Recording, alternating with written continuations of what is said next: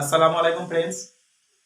এবার আমরা আলোচনা করব স্ট্রেংথ অফ ম্যাটেরিয়ালের একটা পার্ট ডিফ্লেকশন। এখান থেকেও বিভিন্ন এক্সামে কোশ্চেন আছে। দেখো, ডিফ্লেকশন এটা হলো কিছু না, এটা হলো ডিফরমেশন। ডিফরমেশনের আর একটা নাম হলো ডিফ্লেকশন।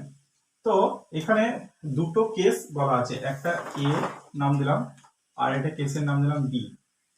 এরপরে আরো কেস আছে, কিন্তু যেগুলো পরীক্ষায় সাধারণত আসে সেই দুটো কেস নিয়ে এখানে আলোচনা করা হবে। প্রথম কেসটা কি, বলছে অ্যানি প্রিজমেটিক বার। যে কোনো প্রিজমেটিক বারের ডিফ্লেকশন আমরা কিভাবে নির্ণয় করব। এখন আমাদের অনেকেরই ধারণা ক্লিয়ার নেই যে প্রিজমেটিক বলতে ঠিক কোন কোন শেপগুলোকে বলা হয়। প্রিজমেটিক, দেখো আমি কতগুলো প্রিজমেটিক শেপ দেখাচ্ছি। এইটা একটা প্রিজমেটিক শেপ, তোমার এইটা একটা প্রিজমেটিক শেপ, ঠিক আছে। আবার তোমার যদি এটা ট্রায়াঙ্গেলের মতো হতে পারে, এটা একটা প্রিজমেটিক শেপ।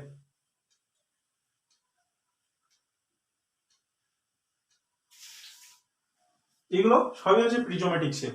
তো এই রকম ধরনের প্রিজমেটিক শেপে যদি লোড অ্যাপ্লাই করা হয়, হ্যাঁ, বা তার সেলফ ওয়েটের কারণে তার মধ্যে যে ডিফ্লেকশনটা আসবে বা ডিফরমেশনটা হবে, সেইটা নির্ণয় করার ফর্মুলা এইটা। কি কি দেখো, বলছে যে ডেল এল মানে হচ্ছে ডিফ্লেকশন বা ডিফরমেশন। ডিফরমেশনটা কি? Deformation লংজিটিউডাল deformation. ডিফরমেশনটা নির্ণয় করতে গেলে পি এল বাই এই ক্যালকুলেশন করলেই আমরা পাবো এই ডিফরমেশনটা। আচ্ছা, এটার ইউনিট যদি তোমাদেরকে জিজ্ঞাসা করে, তাহলে ইউনিটটা দেখবে এক্সামে কি দেওয়া আছে, মিলিমিটারে দেওয়া থাকতে পারে, মিটারে দেওয়া থাকতে পারে। হয়তো তোমরা তোমাদেরকে পি এর ভ্যালু, এল এর ভ্যালু, এ এর ভ্যালু, এই ভ্যালুগুলো তোমরা ক্যালকুলেশন করে হয়তো মিলিমিটারে পেলে, দেখা গেল উত্তরে দেওয়া আছে মিটারে দেওয়া আছে, তোমরা ভুল জায়গায় অ্যান্সার মেরে এলে। এই ভুলটা করবে না, সবসময় ইউনিটের উপর ধ্যান রাখবে, যেখানে কি আছে মিটারও থাকতে পারে, মিলিমিটারও থাকতে পারে, ঠিক আছে। তো যদি আমরা এই পিটা কি, পিটা হলো অ্যাপ্লাই লোড পিটা, আর এলটা কি, এলটা হলো তোমার এই যে প্রিজমেটিক বার, মনে করো এটা যদি এক্সাম্পল নেওয়া হয়, তো এই প্রিজমেটিক বারটার যে লেন্থটা, সেই লেন্থটা হলো এল। এ হলো এর cross sectional area. Cross sectional area বলতে এই এরিয়াটার কথা বলা হচ্ছে, এটা হলো ক্রস সেকশনাল এরিয়া এটা। আর ইটা হলো এর ইয়াং মডুলাস। ইয়াং মডুলাস এক্সামে দেখবে দেওয়া থাকবে। তো এইগুলো হলো তোমার শুধুমাত্র যে সমস্ত বার প্রিজমেটিক বার এনি শেপের হতে পারে, সেই শেপের যদি মনে করো সার্কুলার বার দেয়, তাহলে সার্কুলার বার তার ক্রস সেকশনাল যে এরিয়াটা বের করবে, সেটা সার্কেলের এরিয়া ফর্মুলা দিয়ে বের করে নেবে। যদি এটা তোমার রেক্ট্যাঙ্গেল হয় বা স্কোয়ার হয়, স্কোয়ার প্রিজমেটিক, তো স্কোয়ারের ফর্মুলাতে অ্যাপ্লাই করবে। ট্রায়াঙ্গেল হলে ট্রায়াঙ্গেলের ফর্মুলা অ্যাপ্লাই করবে, করে এ এর ভ্যালুটা বের করবে, আর বাকিগুলো সব তো একই থাকবে। এরপর যেটা আছে সেটা হচ্ছে টেপার বার। টেপার কাকে বলা হয়? টেপার মানে হচ্ছে একদিকটা ডায়াটা বড় হবে আর একদিকে ডায়া ছোট হবে, বা একদিকে ডাইমেনশন গুলো বড় হবে, একদিকে ডাইমেনশন ছোট হবে। এখানে টেপার একটা, আমি যেটা দেখিছি এটা হলো সার্কুলার টেপার, আর একটা রেক্ট্যাঙ্গুলার টেপারও হয়। মানে একদিকে একটা বড় ধরনের রেক্ট্যাঙ্গেল বা বড় একটা স্কোয়ার থাকলো, আর অন্যদিকে একটা ছোট ছুঁচের মতো সরু হয়ে চলে গেল, সেইটাকে বলা হয় টেপার। তো সেটা সাধারণত এক্সামে আসে না, তাই ওটা লিখিনি, শুধুমাত্র যেটা ইম্পর্টেন্ট সেটাই লিখছি। তো এখানে যে সার্কুলার টেপার বার রয়েছে, তার ফর্মুলাটা হলো del L is equal to 4pl by pi d1 d2 e। d1 এবং d2, এই দিকটা যদি হয় তোমার মনে করো d1, এটাকে ধরো d2, এই ছোট দিকটা ডায়া এবং বড় দিকটা ডায়া, তাদের গুণ করতে হবে এবং তার সঙ্গে ই। এটাই হলো ফর্মুলাটা। এই যে ফর্মুলাগুলো, এই ফর্মুলাগুলোর মাধ্যমে তোমাদের এক্সামে বিভিন্ন ধরনের কোশ্চেন আসতে পারে। এখানে দেখো আরেকটা পার্ট দেখানো আছে যে due to self weight W. যদি সেলফ ওয়েট যদি ডাব্লিউ হয়, তাহলে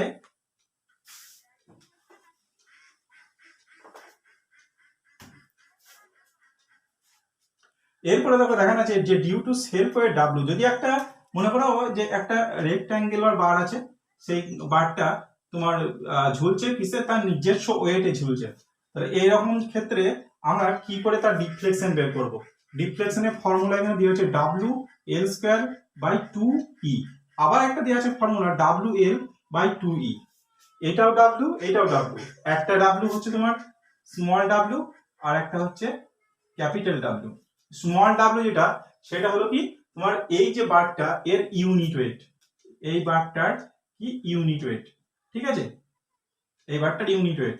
কিন্তু এই যে তোমার ক্যাপিটাল ডাব্লুটা সেটা হলো ওই বারটার টোটাল ওয়েটটা। টোটাল ওয়েট দিয়ে যদি টোটাল ওয়েটটা যদি দেওয়াই থাকে তাহলে ডাইরেক্ট এই ফর্মুলাটা অ্যাপ্লাই করবে WL/2E। আর যদি টোটালটা যদি না দেওয়া থাকে তোমার ইউনিট ওয়েটটা দেওয়া থাকে তাহলে এই ফর্মুলাটা অ্যাপ্লাই হবে WL²/2E। চলো এবার আমরা একটু বোঝার চেষ্টা করি যে আমরা কিভাবে এই due to self wait WL²/2E পাচ্ছি।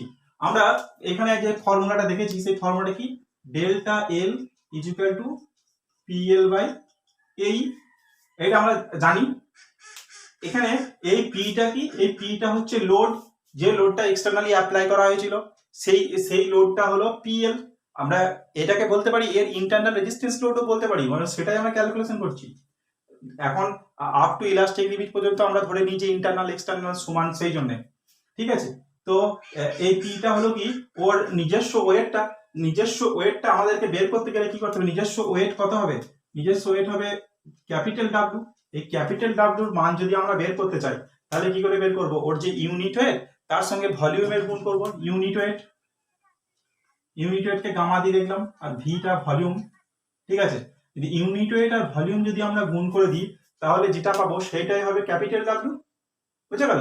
এখানে এই ইউনিট ওয়েটটা আমরা জানি যে কত, ইউনিট ওয়েটটা তোমার স্মল ডাব্লু, তো স্মল ডাব্লু লেখা হলো গণিত ভলিউম মানে কি, ভলিউম সমান আমরা জানি যে V is equal two area into length. কিন্তু এই ক্ষেত্রে এরিয়াটাকে ধরা হচ্ছে ইউনিট এরিয়া, মনে রাখবে এই ক্ষেত্রে এরিয়াটাকে ধরা হচ্ছে ইউনিট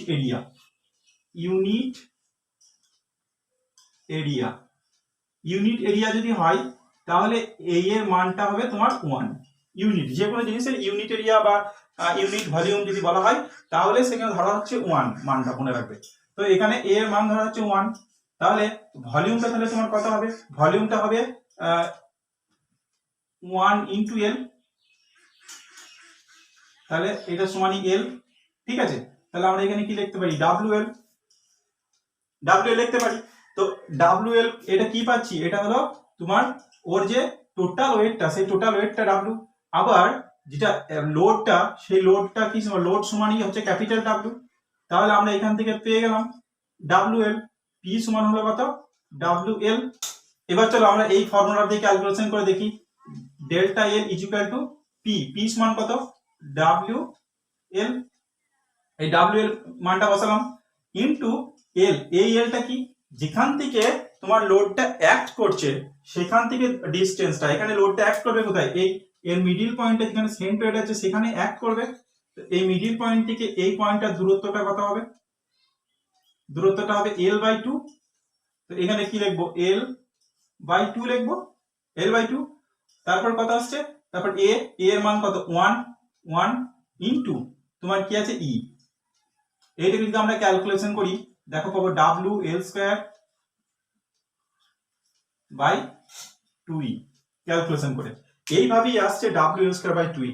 এবার এখানে যদি এই WLটা যদি আমরা না লিখতাম, এই যদি পুরো ওয়েটটা লিখে দিতাম তাহলে এখানে ক্যাপিটাল W হতো, তাহলে এখানে কি হতো WL, তাহলে এটা হতো কি WL/2E, এইরকম আসতো WL/2E। এখানে যে ফর্মুলাটা লেখা আছে সেইটাই দেখলাম, এইভাবে ফর্মুলাগুলো আসছে। এরপরে যেটা আছে সেটা দেখার চেষ্টা করি।